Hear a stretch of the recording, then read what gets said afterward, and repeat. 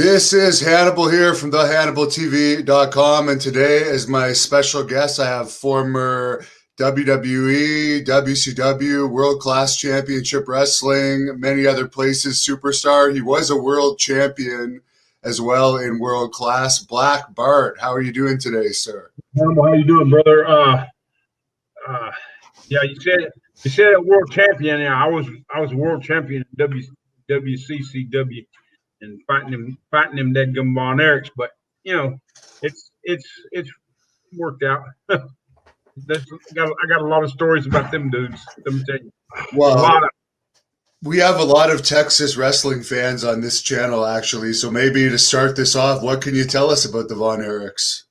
Well, I wrestled Kevin mainly for 13 months. I told the story about when I come in and I come in out of NWA WCW, and I was coming back home. My home is Fort Worth, Texas.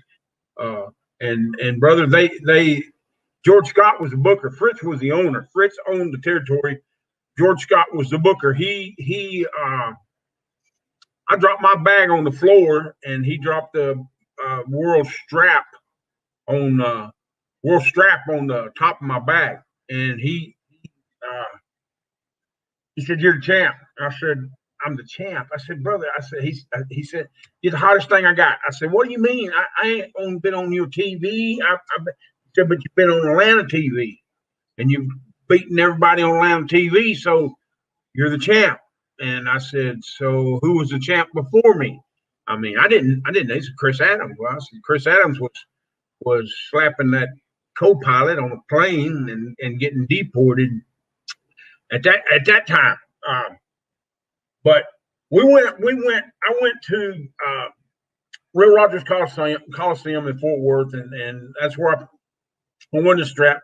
George told me to tell everybody I beat him in El Paso or some dadgum place, and I tell everybody I never beat Chris Adams for that belt, just like Ronnie Garvin and the national heavyweight strap. I went to Bass was wrestling him at ringside, and I was at ringside with Bass wrestling him. I picked the belt up, put it on, and walked off, and I was the champ. That was it. And he had to try to take it back, and that's the way it was several different in my career. I'm gonna get a little bit comfortable. The Von Erichs was a complete different kind of wrestlers, because when I started wrestling, David had already died, but all the rest of them were still alive, and I started wrestling Kevin Von Erich, and I wrestled Kevin Von Erich every night for like 13 months. Sometimes it was I had to help him in the ring. I had to. He would be so messed up, drugs or whatever. I don't personally want to get into that unless I have to about that part of it. But everybody knows they was all on drugs and strung out on drugs.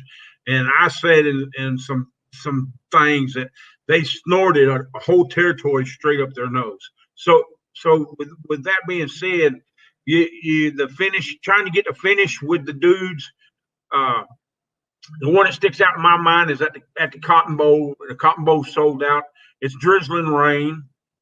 It's 45 degrees, and we get there like 10 o'clock in the morning, 11 o'clock in the morning. We start going over finishes from the opening match to the main event. Well, me and Kev, I'm dropping the belt back to Kev, and brother, we start going over a finish like at noon. And when I go to the ring at 10 o'clock, whatever the time was, the temperature had dropped and it was drizzling rain even harder. The mat was soaking wet, and still ain't got a finish from Fritz or from Kevin. So I knew that I was dropping the belt back to him because I was leaving because I was done. I mean, I was physically done. whooping his butt every night. And that's pretty much what you had to do. When you was in the ring with the Von Erich, you had to, if they would come back and say, heck of a match. And then but you had to pound them, you had to hit them hard. And I asked Terry Gordy, I said, me and Terry was tight. I said, Terry, how? Because this is after the Freebird Von Erich feud. I said, how do you deal with them? How do you? He said, Bart, just go to the ring and just beat the living hell out of them. And that's what everybody done. And they would come back and say, oh man, great match. You know, and that was pretty. It was pretty much every night. Every stinking night that if you had a Von Erich, no matter which one of them it was, except for maybe Mike.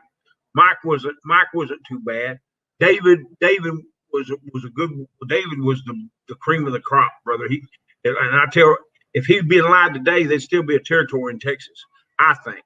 And that's like I said, that's my opinion. And I don't think for one iota that them boys cared about the business. I don't think back then. I'm talking about back then. They wanted to do their drugs and what they've done, and that was it. For them to continue 10 years before TBS become TBS, the Superstation, and they were broadcasting everywhere and doing all kinds of stuff.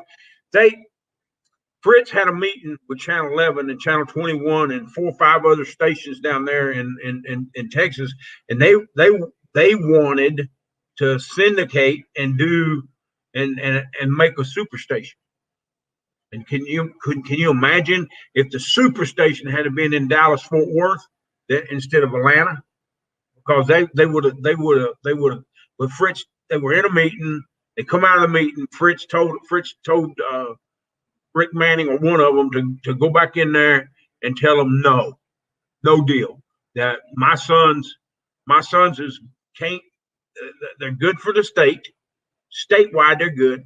Maybe nationwide, they're good, but worldwide, they can't do it. They can't do it. And the state got this running it statewide or nationwide, got them. I mean, got them good.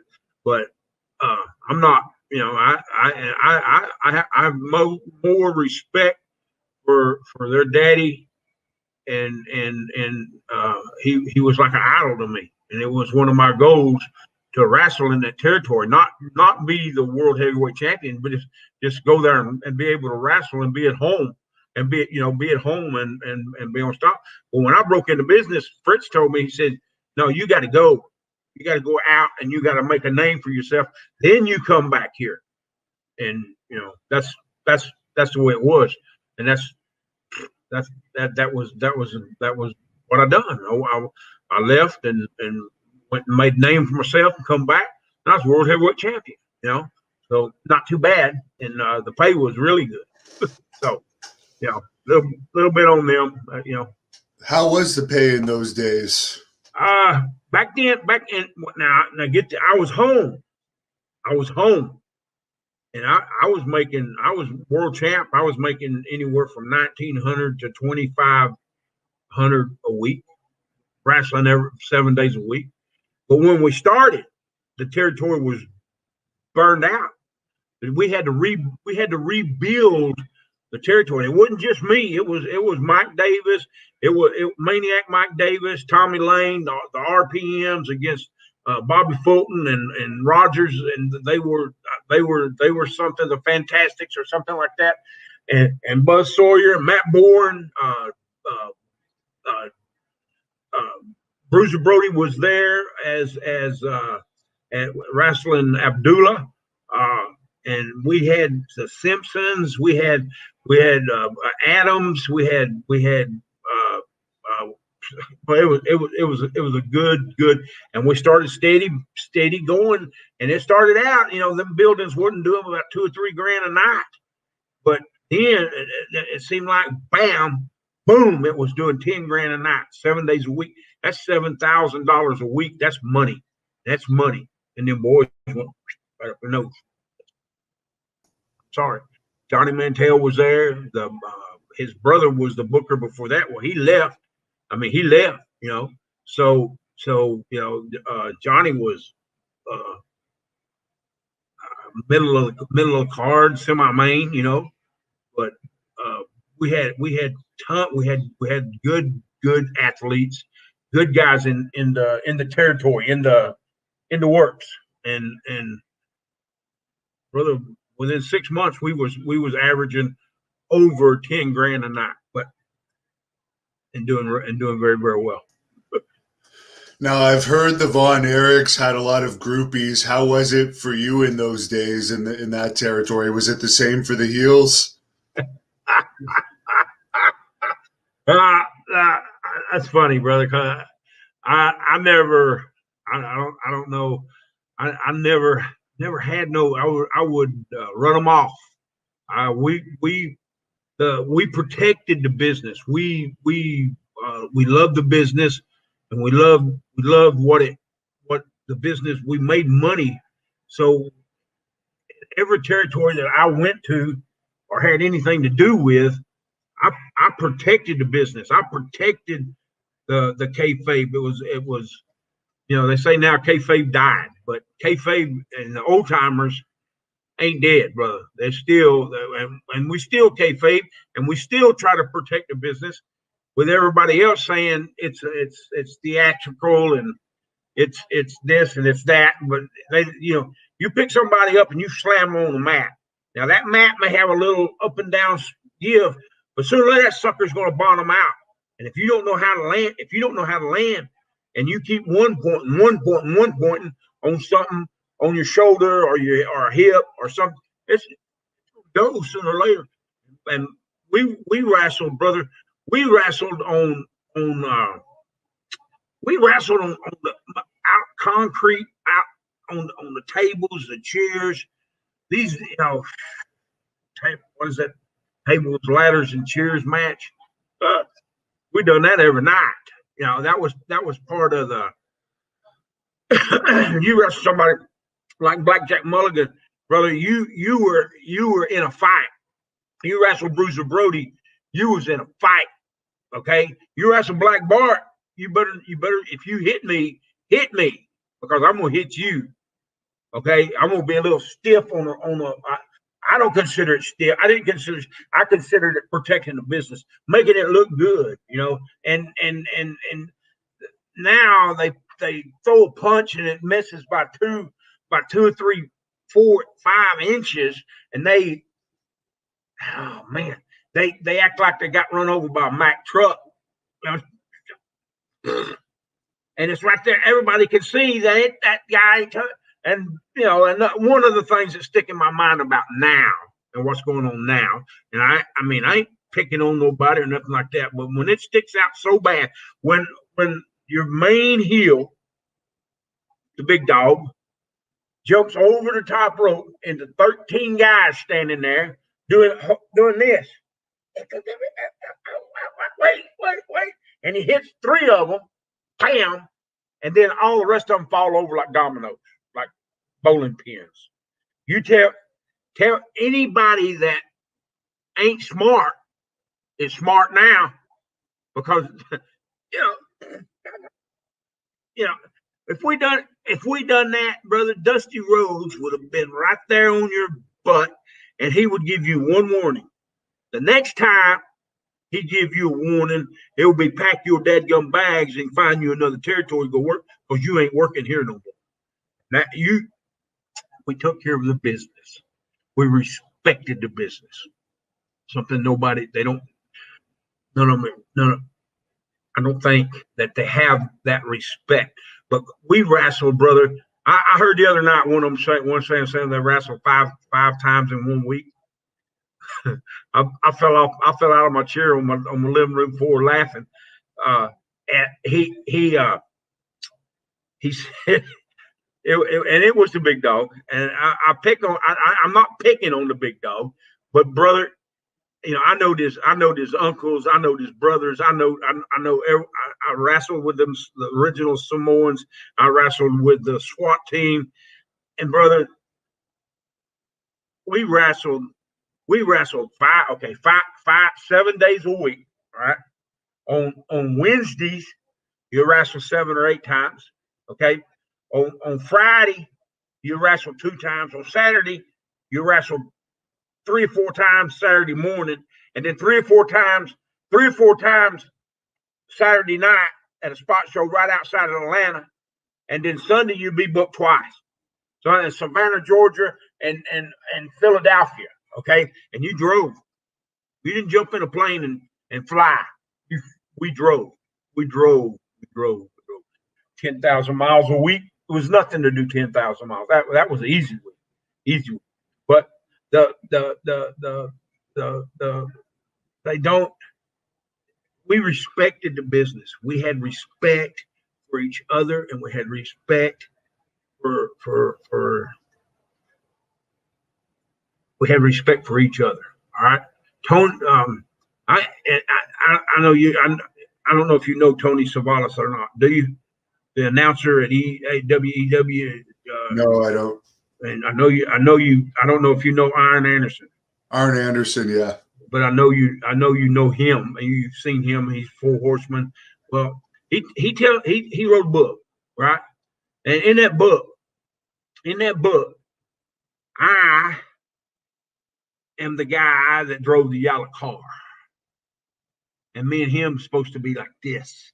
Me and him supposed to be tight brothers. And I don't want every one of these. I try to get this in. I want to get it in. Arn Anderson said in his book, says Ric Flair done this, or Ric Flair got him. Ric Flair done.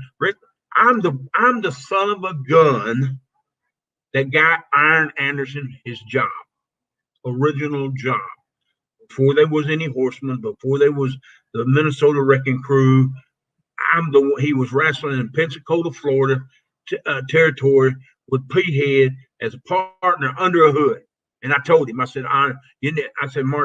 Marty, you need to send a tape to Dusty Rhodes, Terry Black Bart. When he sees it, he'll call me or get in touch with me. But anyway, I was in Charlotte. He called me down there, and I'm the one that got him a job. And Iron don't remember that. I'm the sapsucker that got him a job. I'm the sapsucker went out on a limb and said he would be perfect as an Anderson, the Minnesota Wrecking Crew, with Gene Anderson, Ole Anderson. Me. Now, and Tony, when you was trying to break into dadgum business, you was trying your best. You couldn't get, but you come to the guys. One of the guys was me. Can I ride with you to the town? Can I go with you? Can I get with you? I got to get to them bill. I don't have the money to do it, but I need a ride. And y'all, I know y'all are going, so let me go with you. And we did. We let you go, and then you get to be a big shot. And now you on one of your shoot interviews, you're calling old Bart a stupid SOB. You're calling me all kinds of names that I gig myself for free. Well, guess what, Tony? That's a bald-faced lie, my friend. That is a bald-faced lie. I got paid, okay? But I didn't have to. I would have done it. I would have done it for nothing because it was an honor. It's supposed to be an honor for a promoter or a booker to come up to you and say, "Hey, Bart, I want you to get some sauce tonight," because they got sauce. They knew that I went to the well. I come up with a full bucket. Okay, I didn't get a little pap smear running down into my nose. I was covered from head to toe in my own blood. Now, when you call your friends names and you're making fun of the people that helped you, it hurts right here, brother. Wait a minute, right there. It hurts right there. It hurts right in there because I love you and I still respect you because I know you just poking fun, but it hurts, man. There's thousands and millions of people hearing you call me an SOB, and my mama didn't have a dadgum thing to do with it. Now, that being said, I'm good. Good promo. You still have the promo skills. Thank you, brother. For Chris Adams, you mentioned him earlier. Do you have any stories about him? Because he's popular on this channel.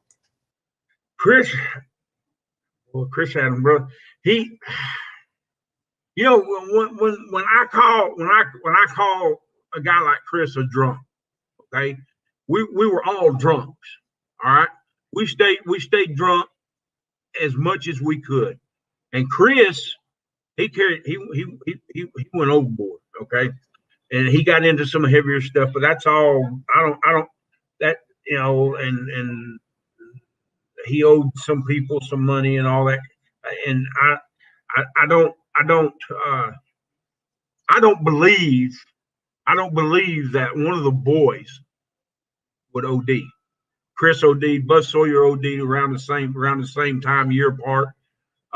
They that all that crap with Chris Benoit went down,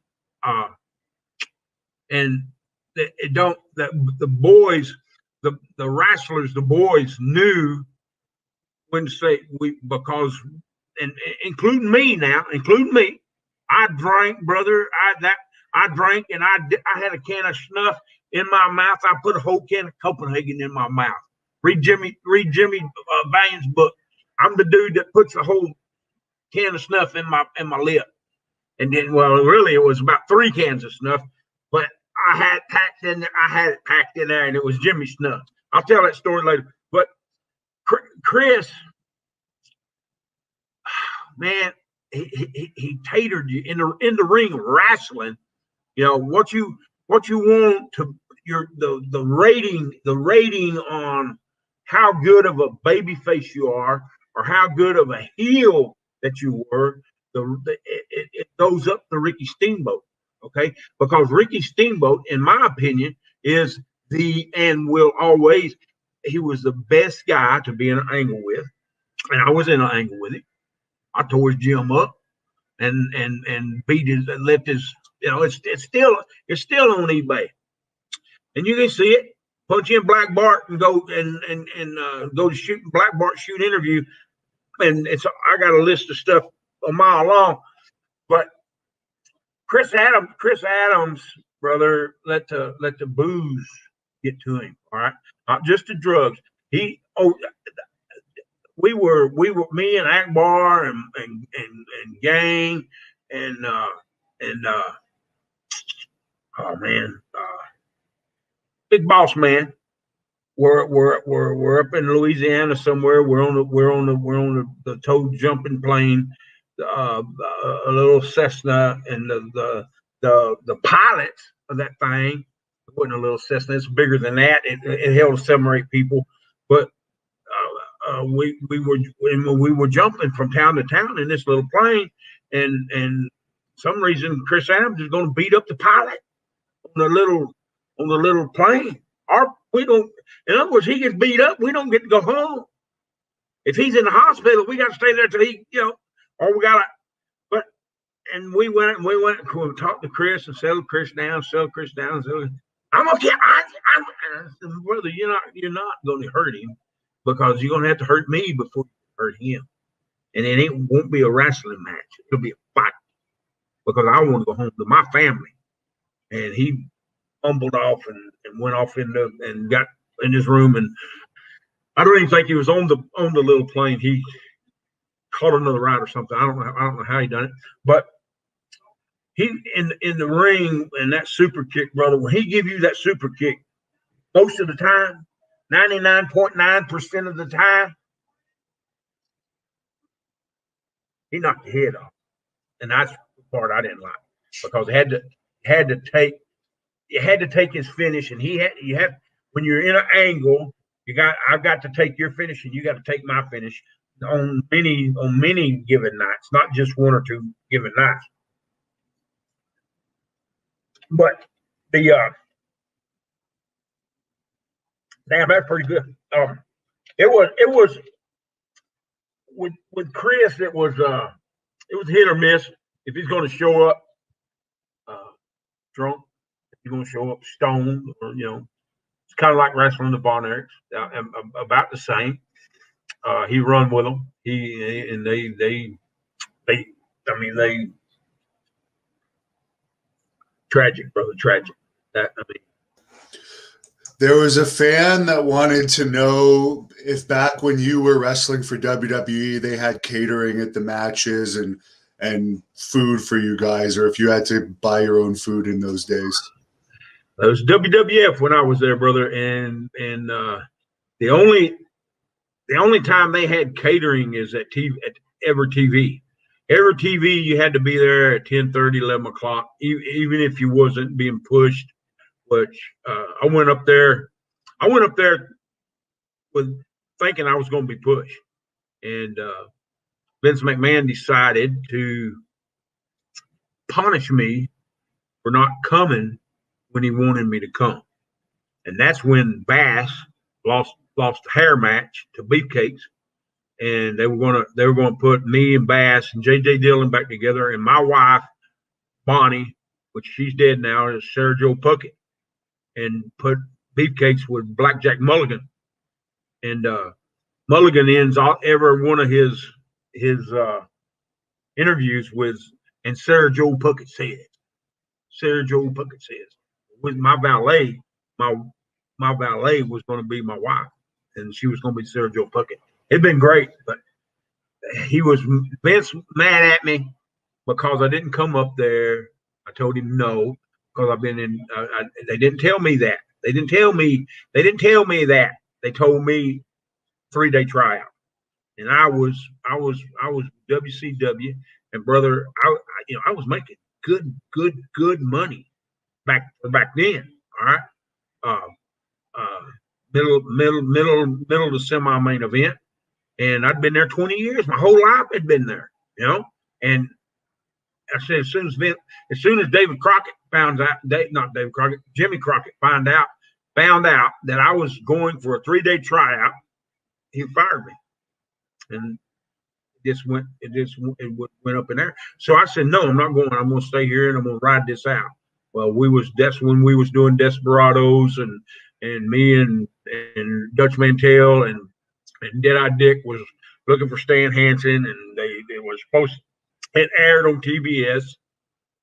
It aired on TBS for 90-minute sitcom. All right. And it was supposed to be sold to Fox. And Fox was little bitty organization then, but now, they're huge. Fox is big time. But if I didn't do it. So but with that being said, we was looking for Stan Hansen, and it was a comedy, Western comedy thing. And my good friend Ric Flair went to Ted Turner, told Ted Turner, you give them 3 jabronis all that TV time, and you give your world heavyweight champion none. I said, do what? Every TBS show has got 30 minutes of Flair on it, at least, maybe more. And we was absolutely no threat to Ric Flair, and I still to this very day, and we're still friends. I forgive him. I forgive him, but I'll never forget. Brother. You when you go to ear on somebody and you slit their throat and then you start stabbing them in the back, pretty much it cost Dutch his job. It cost Randy his job, because when the contracts come, they were so little to these. It wasn't a $300,000 or $400,000 contract. It was $100,000. That's a lot of money to me, and even back then, that's a lot of money to me. And I stayed there. They left, and I stayed there, and I wrote it out almost to the very end. And Dusty said, well, when you going to cut your hair and grow up and shave your beard? I said, I hate long hair. I played football. I played football for 18 years, 16 years, but I never had long hair. I was clean shaven. I was a model athlete. I won Tom Landry Award in Texas, and that's high honors in high school football. Honorable mention to high school All-American. On a team that was 4-6. That's pretty damn good. But the deal with Flair was just he had. I still to this very day don't know why, but maybe I won't never know why. But he's still going to the ring. Looks pretty. He looks pretty good still. Bart, Ric Flair. May happen again, brother. What was the wildest night you would have had with Ric Flair back when you guys were partying? Man. I can't. I'm gonna tell you. I can tell you a wild. You want to hear a wild story? I'll give you a wild story, brother. We're in Richmond, Virginia, and at the big Coliseum there, and that's Earl Hebner's and Dave Hebner's hometown, and they're working for Crockett at the time, and we had the show, great matches, everything great. The Deadgum building sold out and all that. And we wound up at the motel room at the bar. Well, brother, we don't get there at almost 12:30, 1 o'clock. So they calling last call and we're walking in the door. So Dusty's in there. Dusty orders like 175 Miller Lights and 175 triple kamikaze. And not to be outdone, Ric Flair doubles it.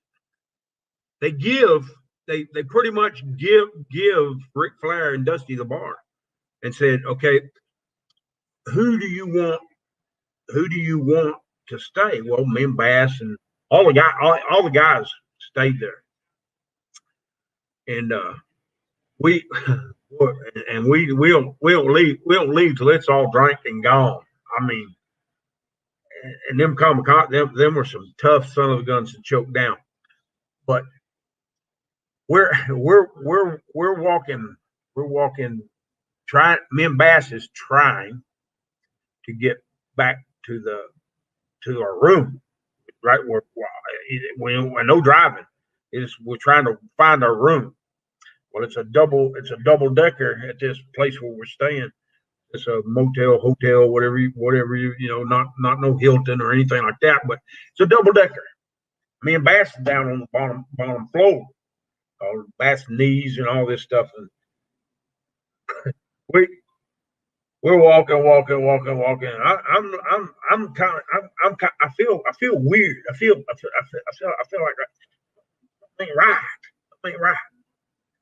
I ain't right. And the night manager comes charging out. What are y'all doing? Y'all crazy son of a Saxon. You know what? What are y'all doing? Ma'am, all we're trying to do is find our room. Can you help us? And she was going off. And all me and Matt, we ain't done nothing except walking, trying to find our room. I look up, Dusty Rhodes and Ric Flair is standing side by side like this, and with their hoo-hoos, their wee-wees hang over the rail, trying to piss the manager. I said, ma'am, they ain't a damn thing wrong. Look up. And she looked up, and I mean, she went nuts. But she went nuts, okay? And up them stairs, and she's just reaming them out, and Dusty standing there butt naked, and Ric Flair standing there butt naked. Yes, ma'am. So we didn't. After that, we couldn't stay there no more. I mean, it's a little story. Now, I've interviewed Billy Jack Haynes a bunch of times. Have you had much interaction with him over the years? Billy Jack Haynes, brother, come to Florida when Florida was still the NWA down there, and I was on the lawsuit with him, and we talked later in the years, but brother, there was not a meaner, tougher guy ever come down the pike. Billy Jack Haynes. He God, and strong, so strong. So I mean, it's unbelievable. But one of the stories about Billy Jack was we're in a spot show. It may have been Atlanta TV. I mean, a sportatorium in Tampa. We walk in and the dressing. We put our bags down. Me and Bass, JJ's already there.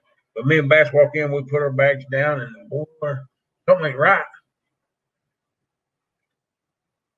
Well, we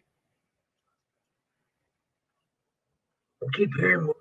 We open there's another little dressing room. It's like two dressing rooms right side by side, but they're kind of babyface over here. And Billy Jack is in there just pounding, beating the piss out of Barry Windham, Yellow Dog. At the time, he was Barry Windham and Yellow Dog. And I said to myself, man, Jay, I said, Bass, you know Mulligan's fixing to hit that door.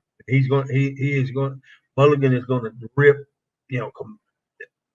Mulligan was tough. I mean, mean, tough.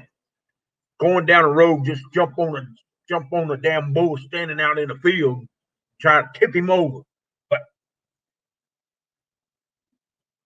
Billy just pounding Barry's butt, boy. Mulligan walks in there,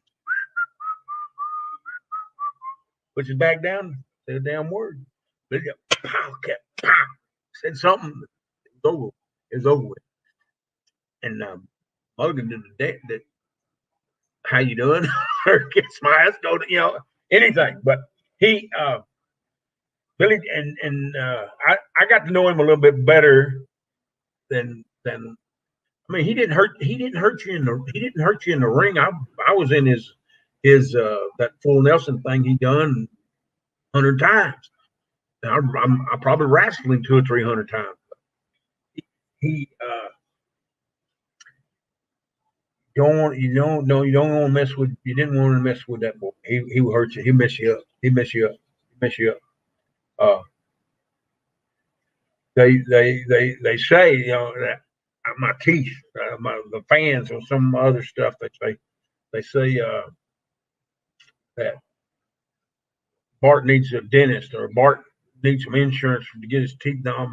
I'm getting my teeth worked on, fixed, but it's just taking a while, brother, because it's become expensive. Even with insurance, it's so expensive. But the deal is that Billy Jack Haynes has got a couple of these knocked down my throat.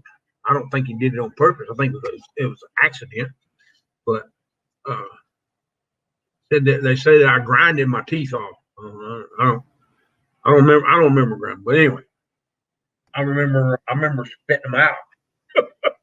I remember that. Well, he's lost all of his teeth now, so you're doing better than him.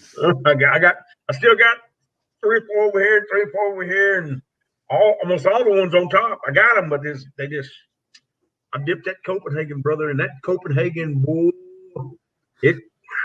I'm telling you, anybody that's dipped in that Copenhagen, and I'm a redneck, always will be a redneck.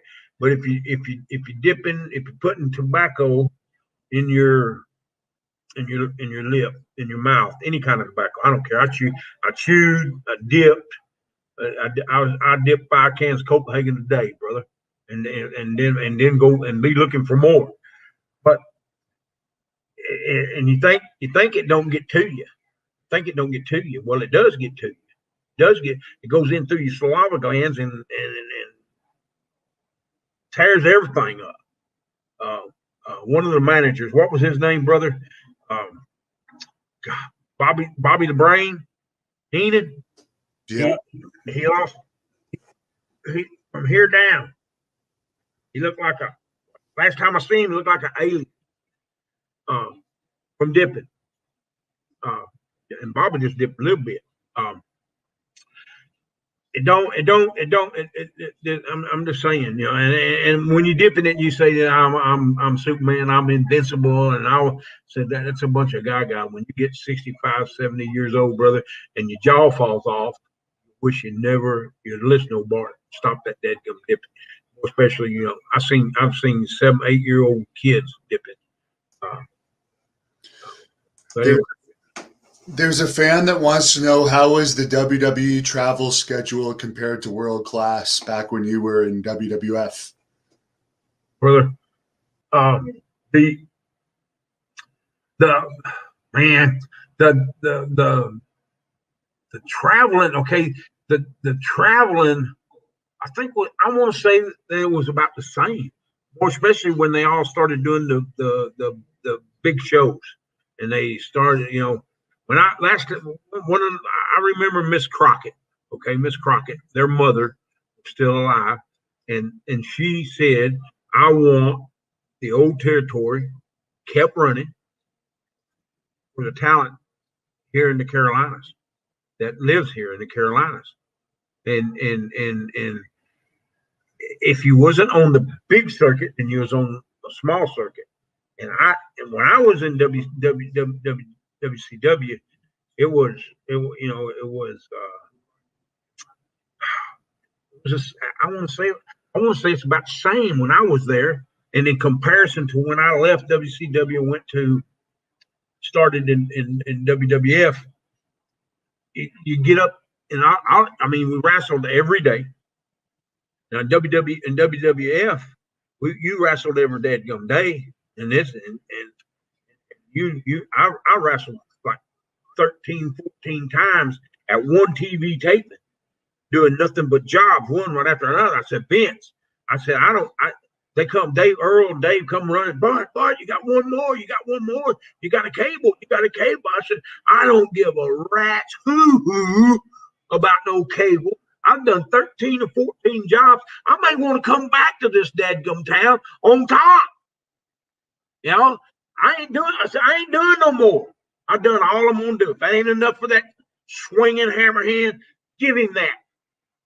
Yeah. And a couple of weeks later, I got my notice. and that's okay. You know, I mean, but the traveling, I would say they're the same. You're in an airplane. You're in an airplane, 5:30, 4:30 in the morning. You fly to a town. Okay, the town you're wrestling in is another. You got to get in a rental car and drive 250, 300 miles, wrestle, get in a motel room, get back up, drive the car back to the airport, and get gone and going to the next. That's the way it was. Both deals. The only thing about WCW was Jim Crockett had 2 jets, personal jets that he owned. One of them I called the Elvis Presley jet, and the other one I called the B team. I was on the B team most of the time, but I was the B team main event. What it's worth. I was making damn good money, you know, and can't go back to it, but I'd like to. I would love to go to work at AEW. What do they call AEW? As a manager, like Snake is up there, Kelly's up there, Iron's up there, old timers. What's the manager that golly, the other one, called them all but him. I try not to watch that crap because it's actually worse than WWE, but I understand. This is what I do. This is you know, now they got the VCRs and all that crap. Well, I push record, okay, and then I can rerun. I can fast forward. I can stop, freeze. I can do all that stuff. And most of the time, it's on fast forward on high, and it's just a and that's me watching wrestling now. And because if I'm sitting in a room watching wrestling, and they know that somebody's sitting over there, hey Bart, what was that? Hey Bart, what was that? Embarrassing, man. And then he missed. And why is that guy? He missed, but why does that guy act like he's hitting the head with a sledgehammer? That's the way it is nowadays. They get away with it. They didn't get away with it, brother. If they didn't get away with it, they wouldn't be doing it, because they're damn good athletes. They're and but they ain't. And we had to pay dues. Okay, paying dues meant traveling 10,000, 15,000 miles a week, making $350, but you still got to make it. You still got to make your shots. You still got to be there. You got to show up. You do what you're asked to do. You either do what you're asked to do or you go home. It's that simple. And if they don't, if it's got to go, in other words, it's got to come full circle. It's got to go back to the territory days. It's got to go back to where we would go to Canada, and I wrestle Canada every month, every 3 weeks for tanning. I can't remember. Jack or the Tunnies. The Tunnies. Yeah. We was wrestling for Jim Crockett Promotions, but we would go up there and we'd spend a week or a week and a half or 2 weeks wrestling their circuit. All right. And then you wouldn't get paid for that until you come back up there and you go again. Then you get paid for the one you went, and that got me. I about had to go home and stop because I didn't have no money. But Jimmy Snuka, my friend, my compadre, my amigo, my friend, Jimmy Snuka, put me up in his house, and he put me up to where when I could get my next paycheck from Jim Crockett Promotions, and that he saved me from packing my stuff up and going home, because I wouldn't have been. And we was booked in the same towns for the next 2 weeks, and he put me. He brother, you're going with me, brother. You're going with me, brother. You're going with me, brother. That's the respect that I have for Samoans, and goes all the way back to Jimmy Snuka. And one of the greatest privileges in my career was putting him over in the WWF when I was up there. Got him, the pair. When I don't know if you remember, but Jimmy Snuka started to come out. He was always barefooted. He told me, he said, Bart, he said, Rick, I was Rick Harris, I don't know, Rick Harris. He said, the mats hurt my foot. I said, Jimmy, you need to get some dadgum boots. And he had a ton of money, but he didn't have no time. He didn't. And I had a pair, and I found out that me and him had the same foot size. I had a pair of Paul. They were black, sharp, trim, red, that shiny red, shiny red. When he started on Atlanta TV, he started wearing them, and he I don't know how long he wore them for a long time, and until he finally, I guess, got his own pair. I give him them boots. I paid $900 for them. Did you know Steve Austin at all when he was starting off in Texas? I think you've been listening to some of my shoot interviews, bro. Now, In Texas, you throw a ring up in your backyard, and they come from miles and miles and miles around. Well, Ric Fowler was one of the original Dogs of War. He had one set up in his ring, and I mean, he had a ring set up in his yard. And Steve come walking down the dadgum road, come in the backyard, and said, "I want to be a wrestler." And Rick got him, and he said, "Bart, you want to do it, or you want me to do it?" And I said, "Brother, I don't just hurt I'm not going to just hurt a guy because he wants to be a wrestler, and we want to see if he can come back, how tough he is, you know." But Rick got in there and done something to brother's collarbone and messed it up, broke it, whatever. And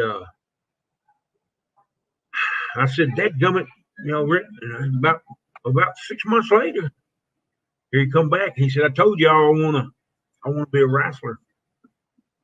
So we started fooling around with him. Then he went down to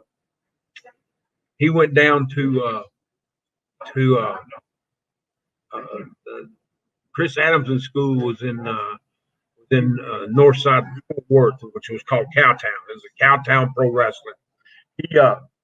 He went down there and started training with them, and he went right straight from there over to the Sportatorium. That's how good he was. But a good dude of mine, a good friend, and I love him to death, bro. What about the Undertaker? Did you ever meet him? I know he started. Did I meet him? You asked me have I ever met the Undertaker? Brother, I was with Mark when he wasn't the Undertaker. All right, he lived with me in the Tennessee territory.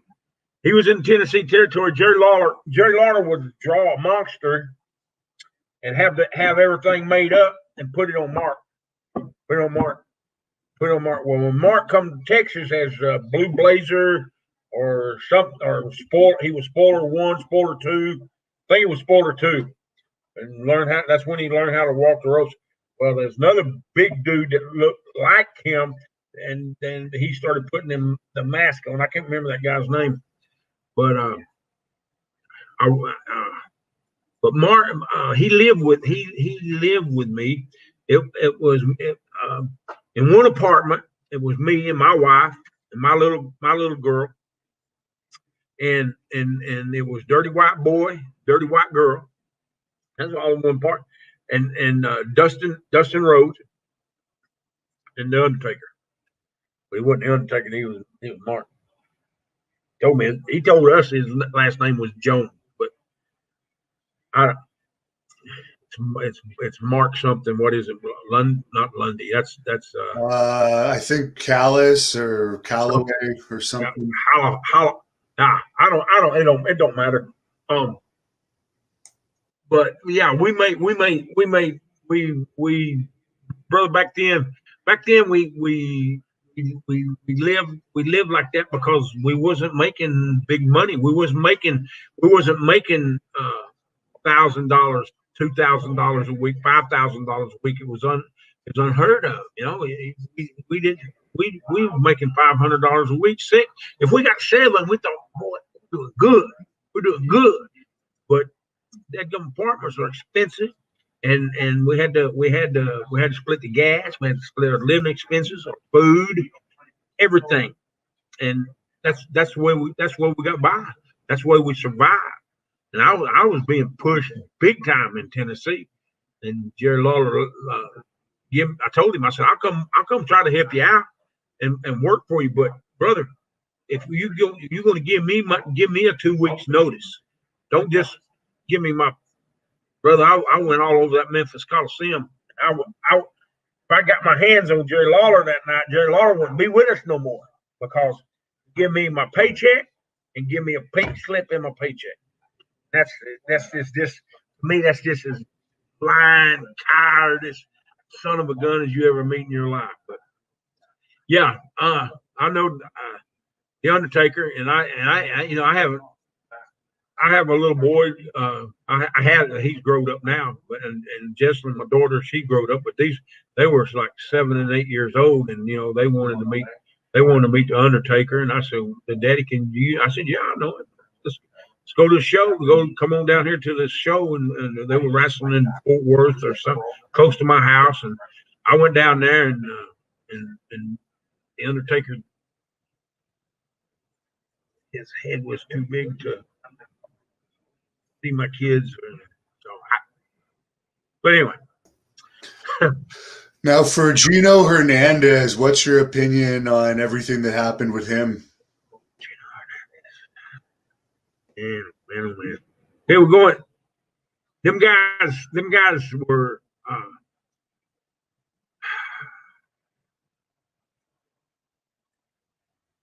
Here again, we're going back to I do not believe one iota that one of the boys OD. I don't believe it for one iota.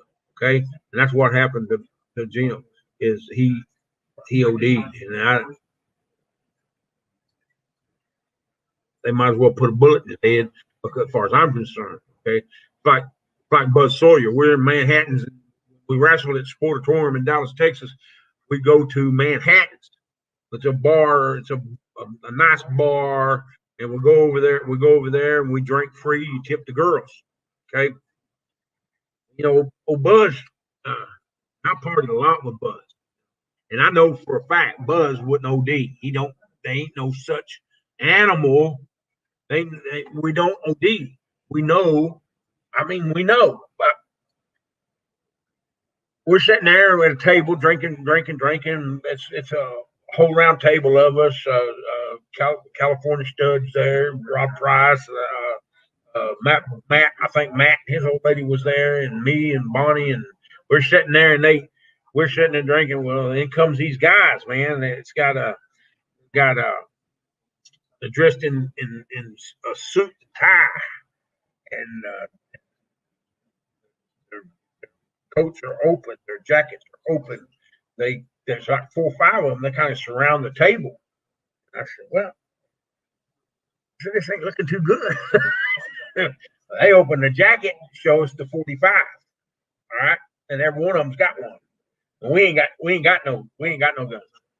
And they said, "We're looking for Buzz." So that was Buzz owed the mafia, and but Buzz OD, and we buy that and we accept that, but I don't think Buzz OD. Not for an iota. I don't think.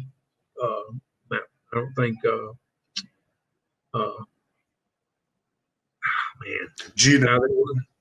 Who? Gino Hernandez. Gino. I don't think Gino OD. Now I know for a fact. Now I never was with Gino, because when Gino was here, I was out in the Carolinas. But I heard he was wow. So, and of course I watched that thing on Dark Side of Wrestling and all that. But you got to. You have to just put, I don't believe the OD. I don't believe the OD. I believe it. I ain't saying. Who do you think was the better booker between Gary Hart and Ken Mantell as far as world-class booking? Brother, that's hands down Mantell. And I love Gary Hart to death.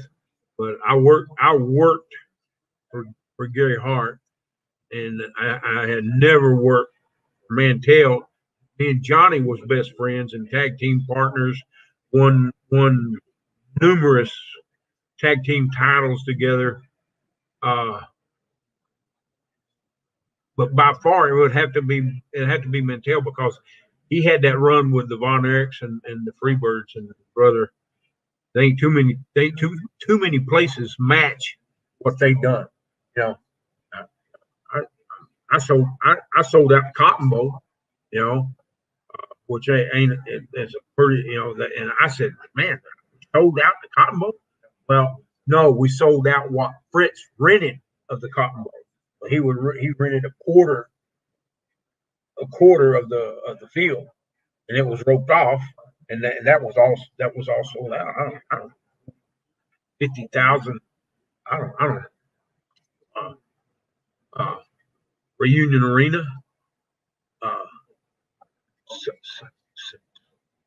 Unbelievable houses in there. Texas Stadium. Can you imagine Texas Stadium? I wrestled in Miami at the Lord of the Rings. I was in a 6-man tag. That's when we left Florida and killed it deader than Kelsey's nuts. But every one of us left and said, "Can't pay us right, and we ain't doing it." But anyway, I didn't mean to say F it. I'm sorry. It's okay. What do you think happened with Eddie Graham when he ended up killing himself there in Florida? Here again, brother. You take a 357, a 41 mag, a 44, or whatever, a 45. You put it right here, and you pull the trigger twice. You believe that? I got some swamp land I'm gonna sell you in East Texas, West Texas. Okay? I don't. He here again. Eddie.